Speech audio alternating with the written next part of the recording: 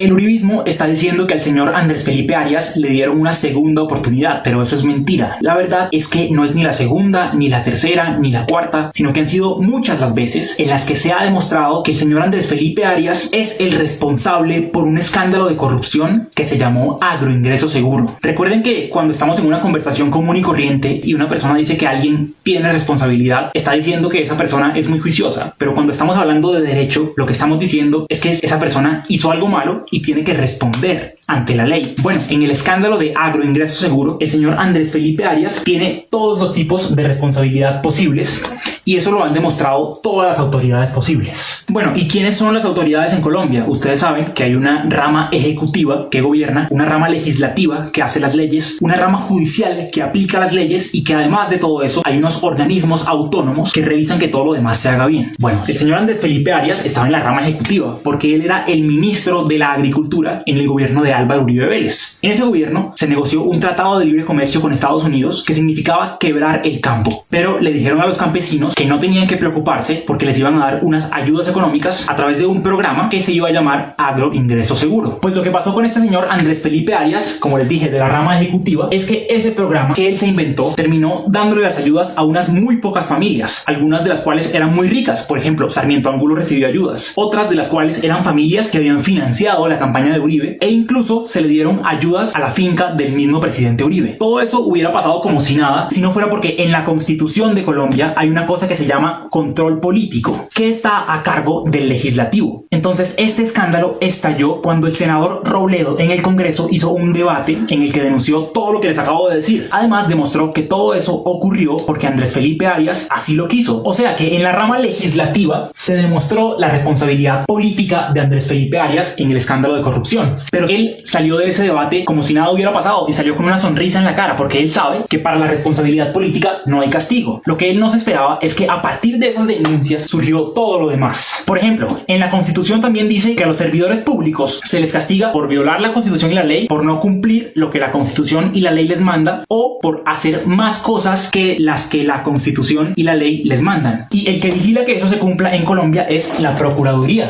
a través de la jurisdicción disciplinaria. Pues resulta que la Procuraduría en su momento, con base en estas denuncias, investigó lo que había hecho Arias y encontró que él había cometido faltas gravísimas y por eso lo condenó en el año 2011. De manera que a través de uno de los organismos autónomos se demostró la responsabilidad disciplinaria de Andrés Felipe Arias. Pero también hay otro organismo autónomo que es la Contraloría, que hace el control fiscal, o sea que cuida el fisco, que es el presupuesto. Si algún funcionario o servidor público utiliza de mala manera el presupuesto de Colombia, pues la Contraloría lo condena y lo castiga. Y eso pasó también con Andrés Felipe Arias. La Contraloría lo investigó y lo condenó también en el año 2014. Así que a través de otro organismo autónomo se demostró la responsabilidad fiscal de Andrés Felipe Arias en ese escándalo de corrupción. Ahora, ¿cuáles fueron los castigos que le pusieron los organismos autónomos a Andrés Felipe Arias? La Procuraduría, cuando lo condenó, le prohibió volver a ser servidor público durante los próximos 16 años, o sea, hasta el 2027. Y la Contraloría lo condenó a pagar esa plata que se malversó, que son 12.000 millones de pesos. Pero además de esas leyes, en Colombia hay otra, que es el Código Penal, en el cual están los delitos, algunos de los cuales se castigan con cárcel. Resulta que también con base en todo lo que se denunció acá, la Fiscalía, que es la encargada de investigar los delitos, investigó a Andrés Felipe Arias. Y esa investigación se la presentó al órgano judicial encargado de decidir si Andrés Felipe Arias había o no había cometido esos delitos, que es la Corte Suprema. Y la Corte Suprema lo condenó a 17 años de cárcel por 2 delitos del Código Penal relacionados con hechos de corrupción. Así que desde la rama judicial se demostró la responsabilidad penal de Andrés Felipe Arias en el escándalo de corrupción de agroingreso seguro. Lo que pasó fue que antes de esa condena de la Corte Suprema se voló para Estados Unidos y esperaba que allá le dieran el asilo. Pero lo que pasó fue que tuvo que enfrentar también a la justicia penal norteamericana por las cosas que había hecho en Colombia. Tomaron por lo menos 7 decisiones judiciales en contra de Andrés Felipe Arias y la última decisión fue mandarlo para Colombia para que pagara aquí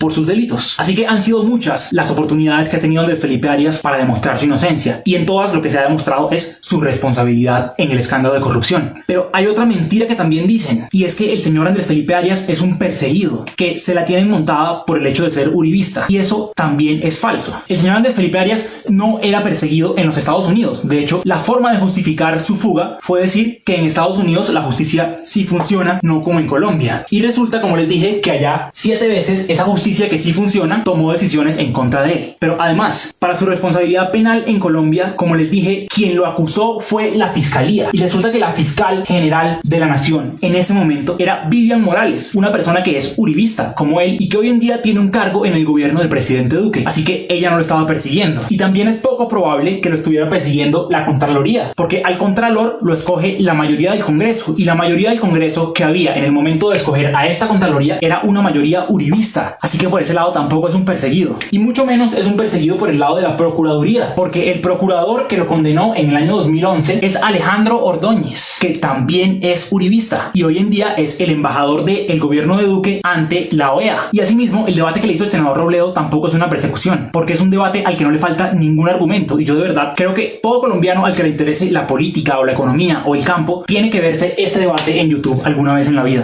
Pero ahora también están diciendo que la Corte Constitucional le dio la razón a Andrés Felipe Arias, o incluso dicen que lo declaró inocente. Eso es falso. Les voy a contar qué fue lo que pasó. Con esta decisión de la Corte Suprema, los abogados de Andrés Felipe Arias se fueron a la Organización de Naciones Unidas, ONU. Ustedes saben que al uribismo no le gusta la ONU, no le gusta que la ONU denuncie que en Colombia se matan líderes sociales. Hay una senadora uribista que dice que la ONU está tomada por los comunistas de la Unión Soviética, pero sin embargo, los abogados uribistas del uribista Andrés Felipe Arias fueron a la ONU con esta decisión de la Corte Suprema. Y le hicieron 12 peticiones a la ONU en contra de la decisión, y de esas 12 la ONU les concedió una. La ONU les dijo: para atribuir la responsabilidad penal en estos casos en los que se toma una sola decisión en una sola instancia, tiene que haber alguien que la revise. Entonces, con esa respuesta de la ONU, los abogados de Arias pusieron una tutela en contra de la decisión de la Corte Suprema, y la Corte Constitucional dijo que Andrés Felipe Arias y todas las personas que desde el 2014 han sido condenadas en única instancia tienen derecho a que otra vez la Corte Suprema vuelva y les revise esa decisión. Pero la Corte no dijo que fuera inocente, simplemente volvió a mandarle a la Corte Suprema a que revisara el caso. Así que es mentira que a Andrés Felipe Arias le hayan dado una segunda oportunidad, es mentira que sea un perseguido político, es mentira que le hayan dado la razón o que sea inocente. Se puede esperar que los que nos tienen fregados digan mentiras, porque siempre lo han hecho. Lo que no se puede aceptar es que nosotros,